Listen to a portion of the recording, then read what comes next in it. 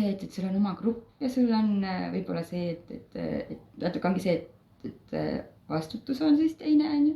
Et kui üksinda lähed, siis sa mõtled ka, no ma võtangi siis rahulikult. Et no võib-olla siin praegu jah, tõesti on, et võib-olla pinge peal meil kõigile. Ma selles mõttes olen võtnud endale selle vastutuse, et mina ise vähemasti tunnen ennast, et ilmselt ma olen nagu nõrgim tiimiliige ja see, mis mind selle tiimi juures, mis minu kasvu ongi see tegelikult, et see kindlasti paneb mind oluliselt rohkem pingutama, et mina tänu sellele tripile siin saan teada, milleks mina olen võimeline.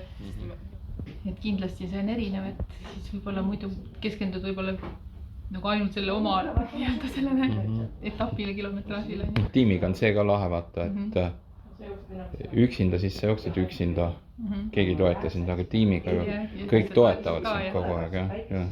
Pojad pöiad. Absoluutselt teistsugusem, esiteks kogu see reis, kogu see ühine bussisõit siin päev otsa, see ei tundunud üldse nii keeruline ja raske, nii kui mõtlesin algul nagu mõtlesin. Ma hästi niisugune sõbralik ja lõbus ja väga tore, väga rahul. Mitte ainult meie, vaid üldse kogu see punt, kes tuli, et esimesest hetkest kuidagi sa tunned seda nagu õlg õla kõrval, tunned ja sellist ühist sellist nagu ma ei ole sellist, mul ei ole sellist kogemust olnud enne.